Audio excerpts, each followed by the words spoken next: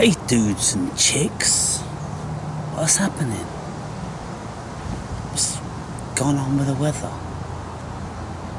This is the first day we've had a clear blue sky where I live in central England, and it's 16 degrees and it feels like bliss, and I feel like I'm in heaven. So I thought, well, I'll come to my favourite haunt in the graveyard, where nobody ever comes. Nobody even comes to this church except 3 little old ladies with blue rinse hair on a Sunday morning for a cup of tea and a biscuit. So let me just show you all around, yeah?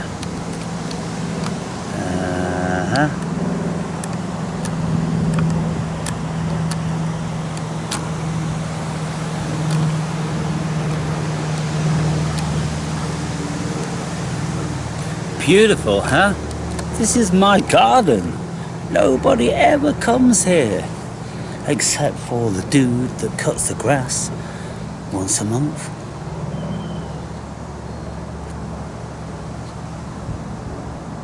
So, Newcastle Brown, Atum. I'm just gonna have a spoon of heaven, like that.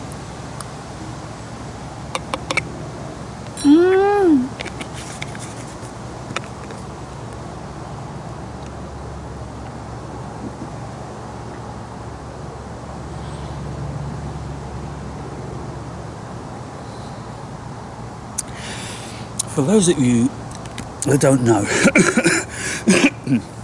kratom is a natural leaf that grows in Indonesia, and it puts you in a nice, pleasant state of euphoria. And lots of people use it for a mild medication for aches and pains or backache or something like that. But it puts you in a beautiful space and a connection with yourself and nature. And then, with a little bit of a modern drug, it makes you feel pleasant, and, you know, it tickles the endorphins, doesn't it? Just to tickle the endorphins. And then, when I've had my endorphins tickled,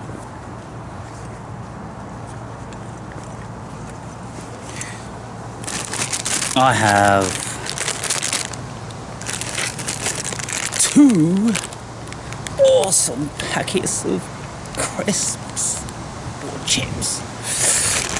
By the time you've worked up a nice appetite with a beer, and then you start munching on them in the sun. So you got the sun as heaven also, to be fair, people. If you are in the sun and you have a peace of mind, a still mind, a beautiful mind, you're in heaven here on earth.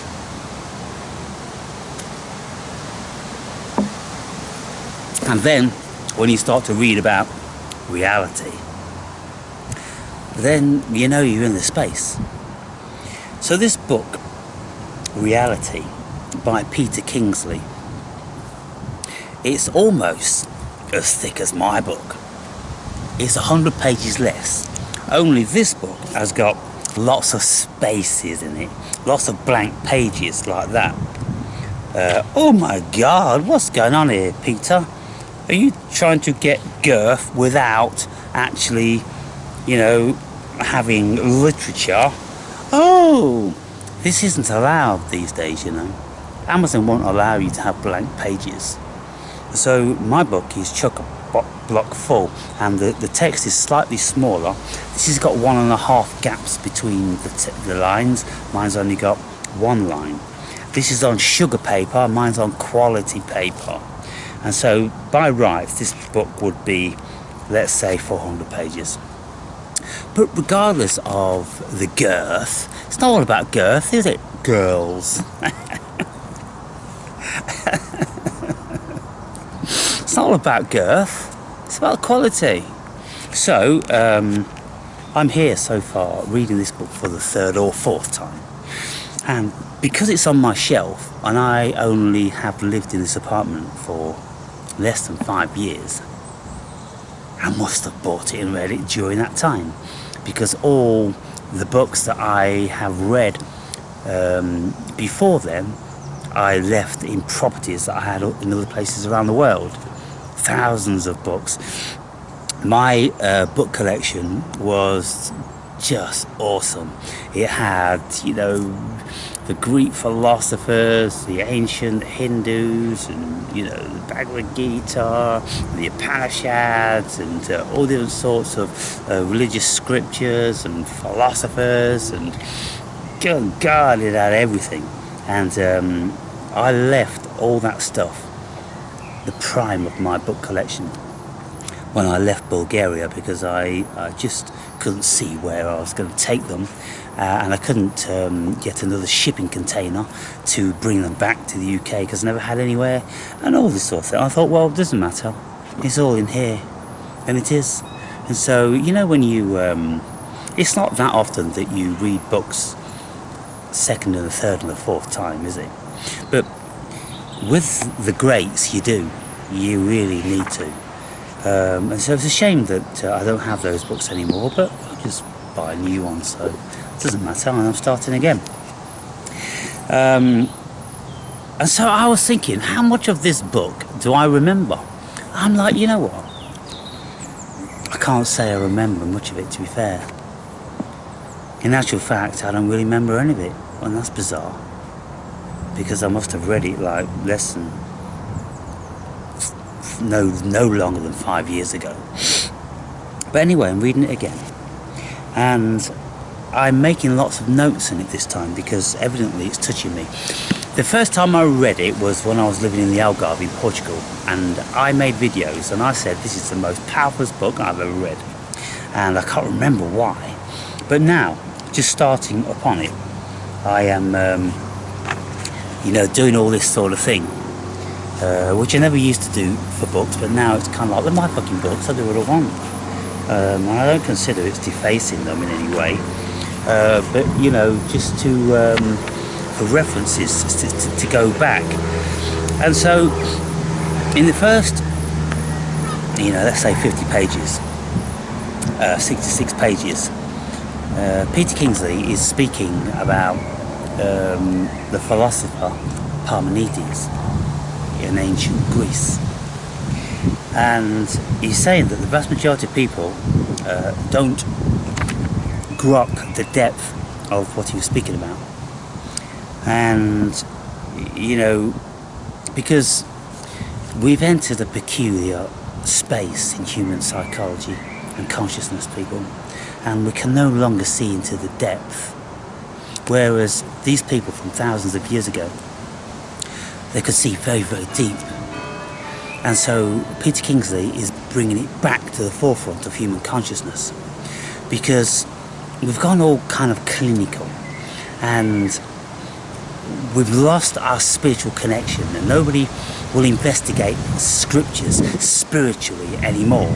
And then if they don't grasp what is being said, then it's dismissed without investigating it further. But Kingsley here was investigating it much deeper.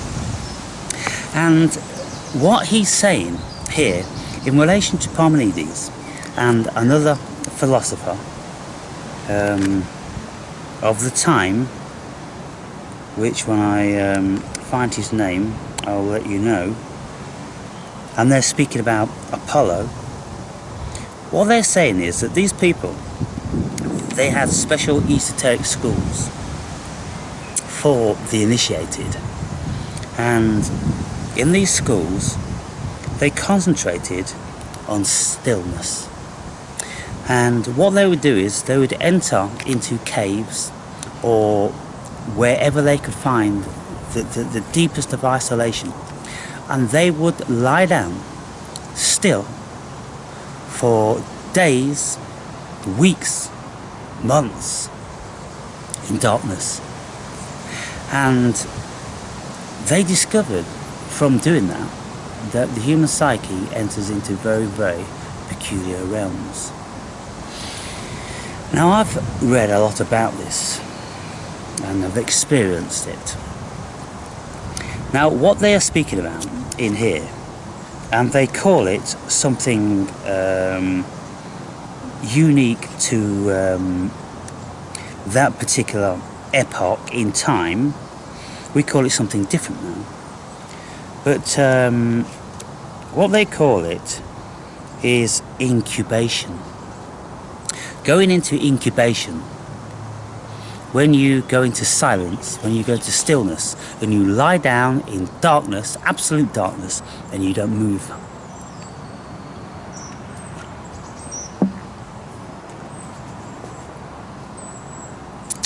For as long as you possibly can.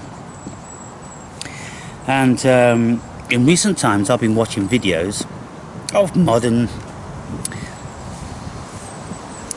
what can you say, explorers, psychic explorers, and they've heard about stuff like this, and they've decided that they're going to take it upon themselves to do it also.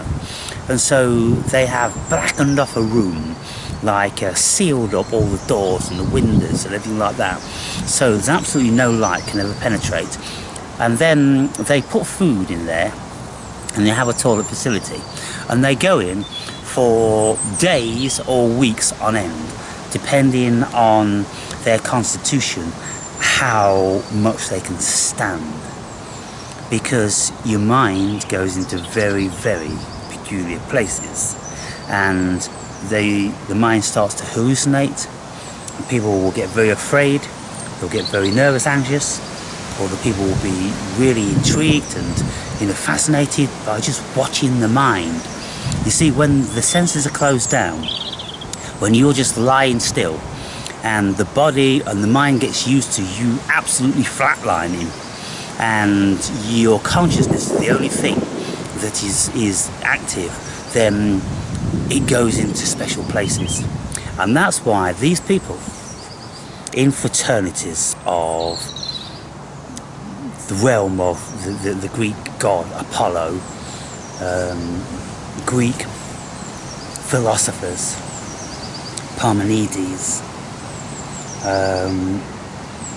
they used to have these esoteric schools where people would be vetted and would be allowed to enter and practice these things. And I'm pretty sure, though it hasn't said it or inferred it in this book at this moment in time, that there were entheogens taken, of course. There always was in these ancient times. And but what happens is, when we lie down absolutely still, in a chapter in my book I speak about my astral projection, my out-of-body experiences, because I learnt about how we can leave the body from YouTube, and because I was reading esoteric stuff, I'd also heard about it. I first read about it in the Emerald Tablets of Hermes Trismegistus, otherwise known as Thoth, from Egypt. And this person was an Atlantean and lived for thousands of years, and whether you want to accept that or not, well, that's your prerogative. But I think there's something to be said for spirits reincarnated and existing for many, many decades, millennia. And that's why we get things called old souls. And so whether it was meant in that context that they've lived 1,000 lives because they feel like an old soul and they know so much intuitively about the consciousness and the cosmos. But, Thoth was the Egyptian scribe, and he wrote everything down. He meticulously kept records of all these secrets, fraternities. But when you lie down absolutely still, like I did, collectively for 150 hours, in space of like 2, 3, 4 hours at a time, throughout the day and night, whatever, I tried it all different times, eventually you leave the body, your consciousness leaves the body, and then you go into these worlds which these people are speaking about. And in the old days, they spoke about it as being in the realm of the dead, because it's another world where you can't go when you're living, because it's a spiritual dimension. Only the spirit can go there. And I suppose they reckon that, you know, spirits prolificated these realms of the dead, and so that's why they said that it's the realms of the dead. When I don't consider it the realm of the dead, I consider it just another alternate realm, like, you know, many worlds. There's many worlds going on in this same, you know, thing, which is all around us. There's many, many different states of consciousness that we can go in. And when we enter into these different states of consciousness, then we see very, very bizarre things. So that's what Hermes Trismegistus was speaking about in the Emerald Tablets, tablet number 4. And then these ancient intellectuals and all the variety of the secret societies and the Gnosticism, you know, and all that, they knew that being still was the portal into other worlds. And we've lost all that, and we pay it no mind. And even when we learn how to leave our body with OBEs, we don't respect where we're going and what we're doing. And I watched hundreds of videos on astral projection, and I never heard a single person speaking in the spiritual realm. It was just about, oh, I had this fucked up shit and I went over here and I saw this fucked up shit and there's this being there and I was scared and this fucked up shit. And that's all it is, because people are stupid and ignorant these days, and they've completely lost touch with what they are, the genius of the human consciousness. But when I went in with a different attitude. I went in to explore and accept, and I welcomed all the beings and the entities that I came upon. And you come upon shadow beings, you come upon negative energies which want to taunt you and intimidate you. You come upon succubus, I suppose, these entities that want to absorb your sexual energy and they want to have sex with you. And I've had sex with these things in the shape of beautiful women. You see lots of cats, you encounter bizarre creatures that you can't see but you can feel, and you intuit what they're like, different sorts of weird creatures that you've never met, and they come to be close to you, to feel you, and taste you, and smell you, and touch you. Sexually, lots of them. They like to touch you in a sexual way. It's very weird.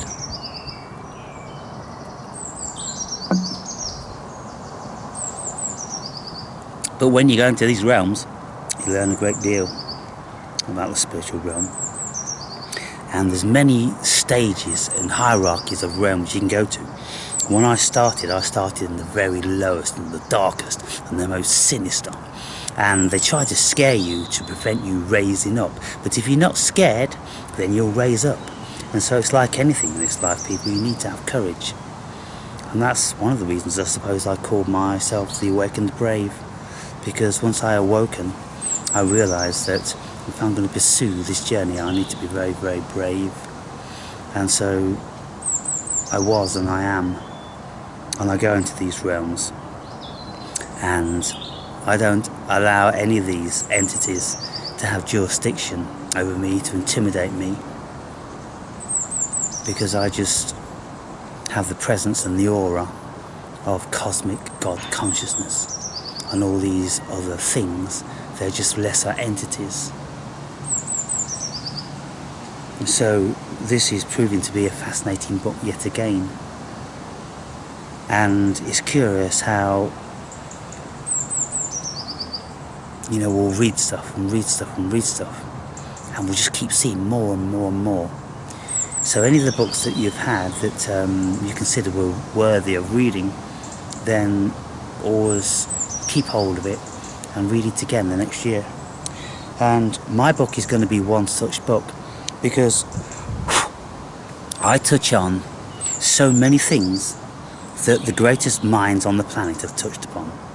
And I've experienced what they've been talking about, and I've questioned similar things. And some people might say, oh, you're always trying to make out that you're a brilliant brain and you're as good as these greats.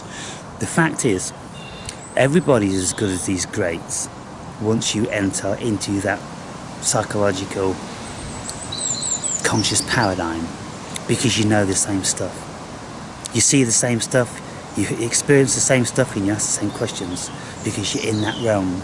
Once you've entered into that realm of the esoteric, the Gnostic schools, once you've been initiated, then you know the same stuff. And so, it just so happens now that we've got people like Plato and Aristotle and Parmenides and all that, and some of them are held in very high regard because they've been popularised, but the vast majority of them are still obscure as the day when they first started to write, because it's unfathomable what they were saying. But when you get into that realm, then you enter into that level of consciousness and you're privy to that information about different paradigms in this whatever we're in, because it's multifaceted, it's multi-layered. And I've seen many egregores, I've seen many entities, I've seen angels and demons and shapeshifters and all that sort of thing. And so I'm going to continue to read this with new eyes now, and I'll let you know how it goes. But because I never really got any response talking about my book, then it's kind of like, fuck you guys, fuck you idiots, because you're just not ready. You're not ready for a book of that magnitude, and you are most certainly, the vast majority of you, not ready for this one. You'll never be ready for the greats. You just don't have the constitution, you don't have the intellect, you don't have the consciousness. And those of you that want to, then read my fucking book as a starter. Because there's no point in picking up stuff like this. This will just fucking blow you away. At least with my book, I talk you through a lineage of how I began to encounter all these bizarre things.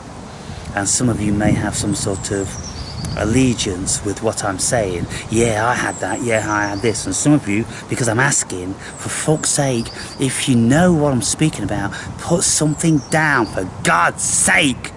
Put something fucking down. What's wrong with you people? Otherwise it doesn't go anywhere, does it? It doesn't mean nothing. And you watch my videos and I'll get fucking tired and I'll go, fuck you idiots, and I'll just dump this channel, I'll be gone again. Like, you know, I always am. But what I will say, it's getting better. It's getting better. I don't know what's happening now, but there's more subscribers coming. I don't know why it is. For years, you know, kind of at the same level of subscribers. Now, more subscribers are coming. And they have had experience. Some of you guys, you've had experience. You know what I'm talking about. I'm talking about esoteric Gnosticism. Let's get involved with this fucking shit. Let's share, because we're very, very rare. And we can't afford to keep stum and not share our experiences, and not get involved and not talk and not have video chats. It needs to be chewed over. It needs to be contemplated. It needs to be outed. We're not in the dark ages anymore, people. There's no excuse for it. You know, when this stuff was being written, when these Greek philosophers were around, 2,000-3,000 years ago, writing on fucking parchment.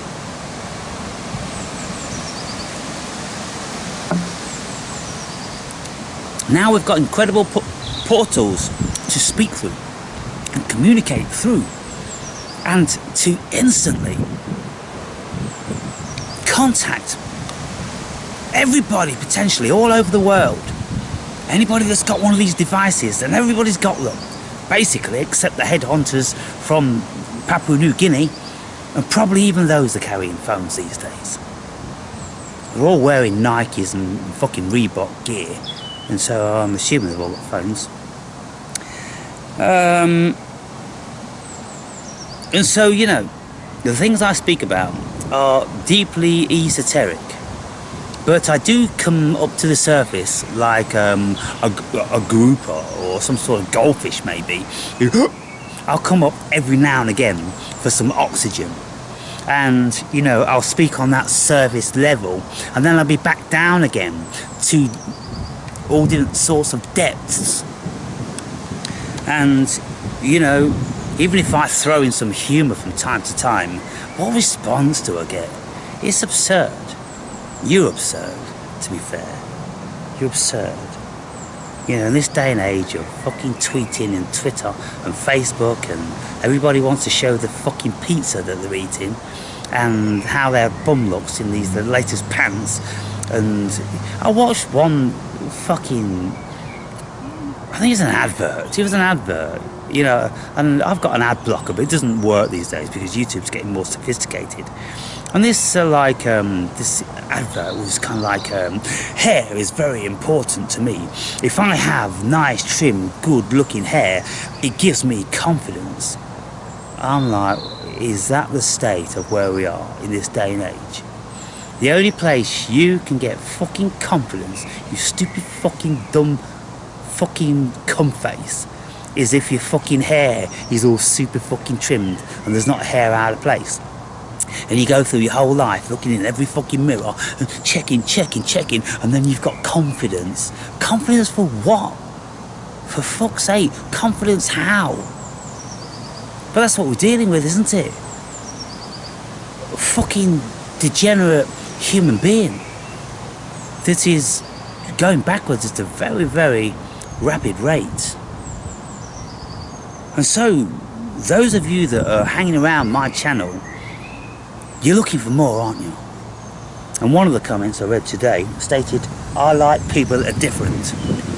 And so, well, you found one of them. There's not many of us around, to be fair. But you found one of them. And what I'm going to be saying ain't always going to be, you know, appealing to you. Because I'm going to come at you, human being, pink ape, consciousness from every perceivable angle. And it's going to scare the fuck out of most people. That's why they fuck off. And then, you know, if they've got stupid egos, oh, this guy, oh, and it's all about this fucking guy. Just listen to what this fucking guy has to say. Forget about the beard, forget about the hair, forget about the rants and all that sort of thing. Just listen to what this guy has to say. And if you are remotely on the path, then you'll be addicted. And you'll stick around. Anyway, I'm going to continue with this, dudes, and fucking enjoy myself. This is my life. Every single day. Past 14 years, I do what the fuck I want.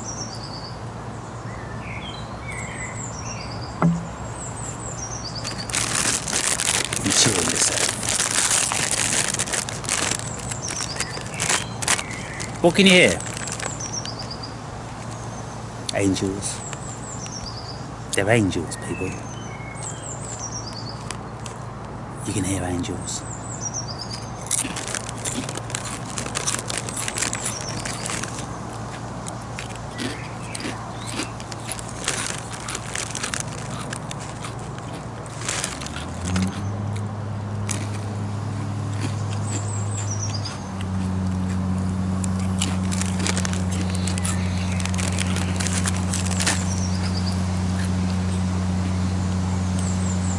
Next time you go out walking, for those of you that do, even if you've got a dog and you go walking the dog, wake up, look at everything, and look at it long and look at it hard.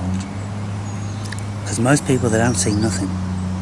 If you are fast asleep, you won't see nothing. Oh, you'll see a tree, and you'll see a pond, and you'll see a duck, and you'll see some birds, and that's all that means to you. There won't mean anything else. But when you wake up, you see, fuck, a fucking tree. It looks like the fucking burning bush. Wow, look at all that shimmering, flickering. Can you hear it? Look at its sound. It's speaking to me. You know, every time the wind blows a leaf, it's shimmering around. It's speaking. It's communicating with me. That's what happens when you wake up. The cosmos loves to communicate with us. That's all it's doing, constantly trying to communicate with us. And the vast majority of people are just closed down. And in my book, I state that the cosmos must be exceedingly disappointed with the vast majority of the pink ape, because there's 1 in a million that appreciate what the cosmos has done and doing. Isn't that sad? Isn't it absurd? Just watch how the shadows drift across the ground, how the light bounces around, how the wind blows things, and listen to how it's all speaking, communicating with you, and feel it. If you can ever find that stillness, the stillness that these great thinkers have discovered, it's all in the stillness, people. And I've been telling you for years, it's all in the stillness of your mind and your body. You'll find nothing racing around here and racing around there, thinking that you're getting things and you're grabbing, you're getting nothing. You're experiencing nothing. You are not absorbing a single thing which is going to benefit you in the next world. That's what we're here to do, people. You've got to gather up sparks. You've got to gather up Kabbalistic sparks. You've got to be alert, and you've got to know, and you've got to be observant. And every now and then, out of the blue, you're going to get the message. Here's one. And you're going to go, wow, absolutely amazing. Thank you. Thank you, God consciousness. Thank you, cosmos. I fucking hear you. I see you. I love you.